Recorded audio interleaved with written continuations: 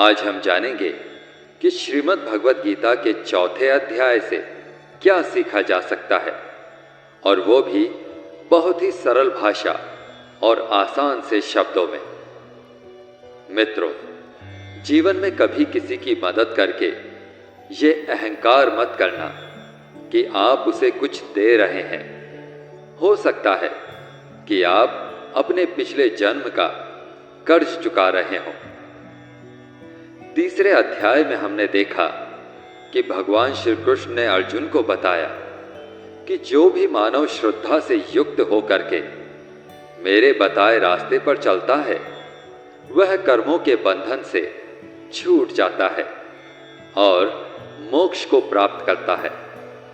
साथ ही भगवान कृष्ण ज्ञान योग और निष्काम कर्म योग दोनों का विस्तार से वर्णन करते हुए अर्जुन को समझाते हैं कि तुम इन दोनों में से किसी का भी चयन करो, मगर किसी भी परिस्थिति में तुम अकर्मा नहीं रह सकते। अर्थात अपने मन पर नियंत्रण करके कर्म तो तुम्हें हर हाल में करना ही होगा। श्रीमद् भगवत गीता के चौथे अध्याय से हम जानेंगे कि भगवान कब और किस रूप में धरती पर आते हैं, भगवान को कैसे प्राप्त किया जा सकता है, गुरु से ज्ञान कैसे लिया जाता है और ज्ञान लेना क्यों जरूरी है। तो चलिए आपको ले चलता हूं भगवत गीता के चौथे अध्याय की इस अलौकिक यात्रा पर।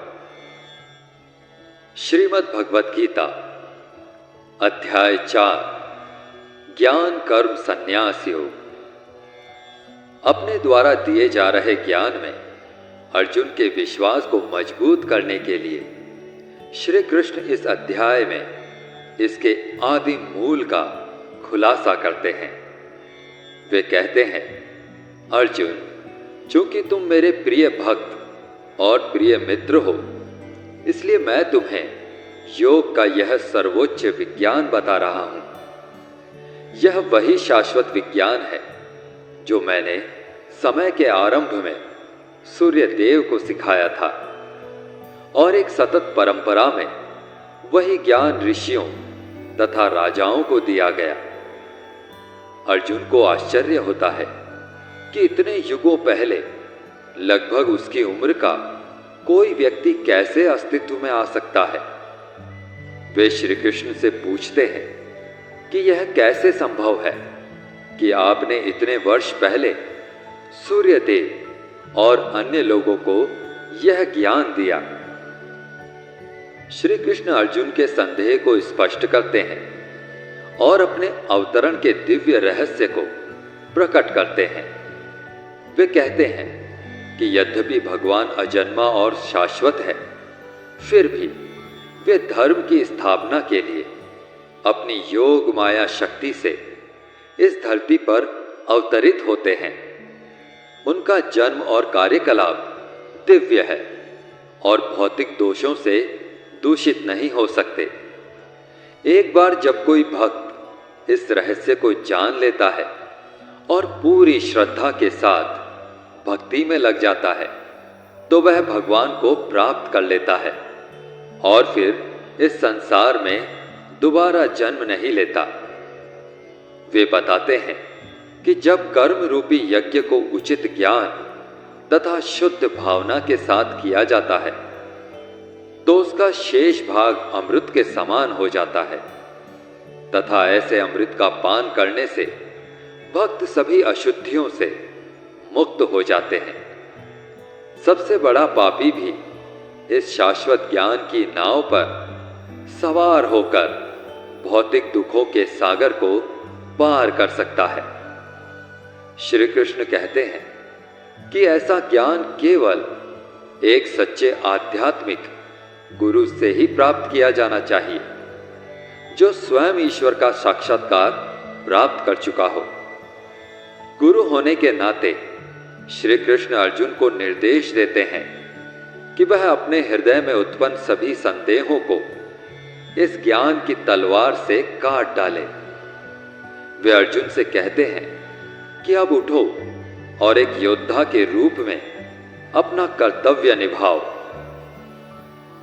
इस अध्याय के प्रथम श्लोक में भगवान श्री कृष्ण कहते हैं, इमं विवस्वते योगं प्रोक्तवानहमव्ययम् विवस्वान् मन्वे प्राह मनुरिक्ष्वाकवे ब्रवीत्।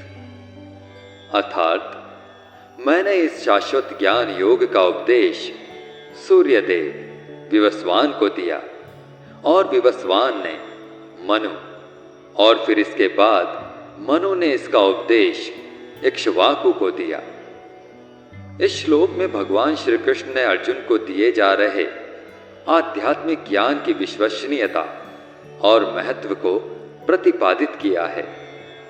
श्री कृष्ण अर्जुन को बताते हैं कि उसे युद्ध करने की प्रेरणा प्रदान करने हेतु दिया जा रहा ज्ञान कोई नवीन ज्ञान नहीं है, बल्कि यह वही प्राचीन और शाश्वत ज्ञान योग है जिसका उपदेश उन्होंने सबसे पहले विवस्वान या सूर्यदेव को दिया था। और फिर सूर्य देवता ने इस ज्ञान का उपदेश सृष्टि के प्रथम मानव मनु को, और फिर बाद में मनु ने इसे सूर्य वंश के पहले राजा इक्ष्वाकु को दिया। आगे श्री कृष्ण अर्जुन को बताते हैं कि इस लौकिक जगत की प्रकृति इस प्रकार की है कि काल क्रम के साथ यह ज्ञान विलुप्त हो गया। उसी प्राचीन गूढ़ योग ज्ञान को आज मैं तुम्हारे सम्मुख प्रकट कर रहा हूं, क्योंकि तुम मेरे मित्र और मेरे भक्त हो, इसलिए तुम इस दिव्य ज्ञान को समझ सकते हो।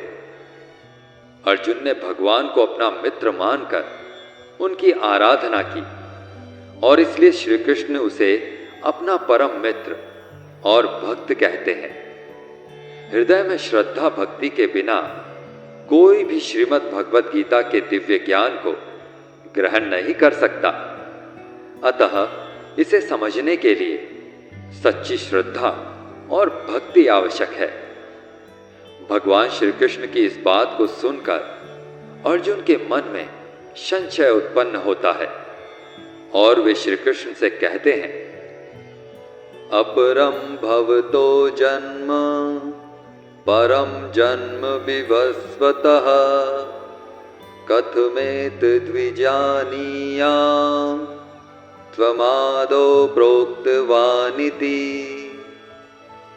अर्थात अर्जुन ने भगवान श्री कृष्ण से पूछा, आपका जन्म तो विवस्वान के बहुत बाद हुआ है, तब मैं यह कैसे मान लूं कि प्रारंभ में आपने उन्हें इस ज्ञान का उपदेश दिया था। हे कृष्ण, आप तो अभी वर्तमान काल में हो, आप बहुत पहले के समय में ऐसा कैसे कर सकते हो। अर्जुन भगवान श्री कृष्ण के कथनों में घटनाओं की स्पष्ट असंगति से विचलित हो जाते हैं। सूर्य देवता का अस्तित्व सृष्टि के आरंभ से ही है, जबकि श्री कृष्ण ने अभी इस संसार में जन्म लिया है। यदि श्री कृष्ण वासुदेव और देवकी के पुत्र हैं, तब उनका यह कहना कि उन्होंने इस विधा का ज्ञान विवस्वान सूर्य देव को दिया था, अर्जुन को असंगत प्रतीत होता है। इसलिए वह इसकी सत्यता को जानना चाहते हैं। तब श्री कृष्ण कहते हैं, अर्जुन, तुम्हारे और मेरे अनेकों जन्म हो चुके हैं, किंतु हे परंतप, तुम उन्हें भूल चुके हो, जबकि मुझे उन सबका स्मरण है। श्री कृष्ण स्पष्ट करते हैं कि वे अर्जुन के समक्ष एक मनुष्य के रूप में खड़े हैं, लेकिन केवल इस कारण से उनकी तुलना मानव मात्र से नहीं करनी चाहिए। जीवात्मा और परमात्मा में कई प्रकार की समानता होती है, जैसे दोनों सत्य चित्त आनंद हैं, फिर भी दोनों में अनेकों भेद हैं। भगवान सर्वव्यापक है, किंतु आत्मा केवल मनुष्य के शरीर में व्याप्त रहती है। भगवान सर्वशक्तिमान है, जबकि आत्मा में भगवान की कृपा के बिना स्वयं को माया से मुक्त करवाने की शक्ति भी नहीं होती। भगवान सृष्टि के नियमों के निर्माता है, जबकि आत्मा इन नियमों के अधीन है।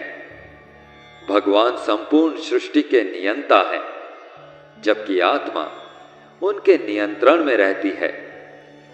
भगवान सर्वज्ञ है और जीवात्मा को किसी एक विषय का भी पूर्ण ज्ञान नहीं होता।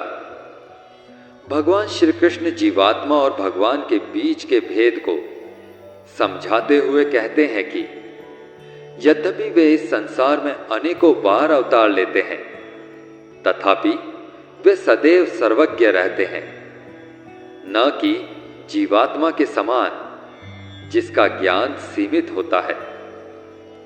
श्री कृष्ण कहते हैं, यदा यदा ही धर्मस्य ग्लानिर्भवति भारत अभ्युत्थानं धर्मस्य तदात्मानं सृजाम्यहम्। अर्थात जब जब धरती पर धर्म का पतन और अधर्म में वृद्धि होती है, तब उस समय में मैं पृथ्वी पर अवतार लेता हूं। वस्तुतः धर्म एक नियत कर्म है जो हमारे आध्यात्मिक उत्थान और उन्नति में सहायक होता है, और धर्म के प्रतिकूल आचरण को अधर्म कहा जाता है। जब धरती पर अधर्म प्रबल हो जाता है, तब संसार के सृष्टिकर्ता प्रकट होकर अधर्म का विनाश कर धर्म की पुनर्स्थापना करते हैं। इस प्रकार से भगवान के प्रकट होने को अवतार कहा जाता है। इस प्रकार भगवान श्री कृष्ण अपने अवतार रूप में प्रकट होने के 3 कारण बताते हैं। पहला, दुष्टों और अधर्म के विनाश के लिए।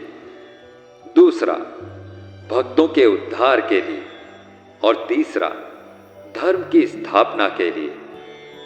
श्री कृष्ण कहते हैं, जिस तरह से कोई शिष्य मुझे बहुत प्रेम करता है, उसी प्रकार से मैं भी अपने शिष्यों से बहुत प्रेम करता हूं। जिस भाव से लोग मेरी शरण ग्रहण करते हैं, उसी भाव के अनुरूप मैं उन्हें फल देता हूं। मनुष्यों के गुणों और कर्मों के अनुसार मेरे द्वारा 4 वर्णों की रचना की गई है। यद्यपि मैं इस व्यवस्था का रचयिता हूं, किंतु तुम मुझे अकर्ता और अविनाशी मानो। मैंने भले ही इस संसार को बनाया है, लेकिन मैं फिर भी यह नहीं सोचता कि यह मैंने बनाया है। इसलिए मनुष्य को भी कर्म करते समय यह नहीं सोचना चाहिए कि मैं कर रहा हूं। जो मनुष्य किसी भी कर्म के फल और सुख दुख से परे होकर कर्म करता है, वही सबसे अच्छा है। जिसको अपने शरीर पर कोई घमंड नहीं होता और जो अपने मन और इंद्रियों को वश में रखता है, वही मनुष्यों में सबसे ऊंचा है। हे अर्जुन, जो मनुष्य इस धरती पर खुश नहीं रह पाता, वह परलोक में भी खुश नहीं होता। इसलिए किसी भी मनुष्य को अपने गुरु को पहचान कर, अपनी इंद्रियों को जीत कर, अपना लालच छोड़कर गुरु की सेवा करके उनसे वह ज्ञान सीखना चाहिए, जिससे बड़े बड़े पापी भी मेरी शरण में आ जाते हैं। जिस तरह से आग सूखी लकड़ियों को जलाकर राख कर देती है, उसी तरह से गुरु से सीखा हुआ ज्ञान भी हर अज्ञान को मिटा देता है। हमेशा कर्म करने वाला और हमेशा मुझ में श्रद्धा रखने वाला ही मुझको प्राप्त कर पाता है। इसलिए जिसने भी कर्म योग से सभी कर्मों को खुद को कर्ता ना मानते हुए परमात्मा को अर्पण कर दिए हैं, ऐसे मनुष्य को उसके कर्म कभी नहीं बांधते। इसलिए हे अर्जुन, तू भी मेरे इस दिए हुए ज्ञान से यह समझ कि कर्म तू नहीं बल्कि मैं कर रहा हूं। अतः तुम्हारे हृदय में अज्ञानतावश जो भी संदेह उत्पन्न हुए हैं, उन्हें ज्ञान रूपी शस्त्र से काट दो। हे भरतवंशी अर्जुन, स्वयं को योग में निष्ठ करो। उठो, खड़े हो जाओ और युद्ध करो। दोस्तों, इस चौथे अध्याय में यह साफ कहा गया है कि जब भी धरती पर मानवता का नाश होता है और लोगों में नकारात्मक ऊर्जा बढ़ने लगती है, तब तब भगवान किसी भी रूप में आकर धर्म को फिर से स्थापित करते हैं। इसमें यह भी बताया गया है कि अगर किसी से आपको कुछ सीखना है तो सबसे पहले आपके मन में उसके प्रति आदर और सम्मान होना चाहिए और कोई लालच नहीं होना चाहिए और बुरी भावना भी नहीं होनी चाहिए। पूरा ज्ञान लेना और सीखना हमारे लिए क्यों जरूरी है? क्योंकि हम चाहे किसी भी क्षेत्र से संबंध रखते हो, यह एक स्वाभाविक सी बात है कि हमें उस क्षेत्र के गुरुओं से ज्ञान तो लेना ही पड़ेगा। और ज्ञान ही ऐसा तरीका है जो इस जीवन में हमें हमारे लक्ष्य से और इस जीवन के बाद हमें परमात्मा से मिला सकता है।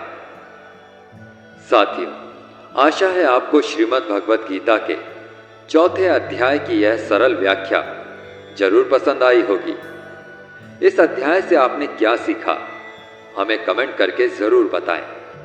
अगर इस वीडियो में मुझसे कोई भी त्रुटि या गलती रह गई हो तो मैं क्षमा प्रार्थी हूं। इस वीडियो को लाइक और शेयर जरूर करें और चैनल को सब्सक्राइब करके घंटी को दबाना ना भूलें, ताकि हमारे आने वाले सभी ज्ञानवर्धक और प्रेरणादायक वीडियोस की जानकारी आपको सही समय पर मिलती रहे। मिलते हैं जल्दी ही श्रीमद् भगवत गीता के 5वें अध्याय की ऐसी ही आसान और सरल व्याख्या के साथ। तब तक के लिए अपना ध्यान रखें, स्वस्थ रहें, प्रसन्न रहें। जय श्री राधे कृष्ण। राधे राधे।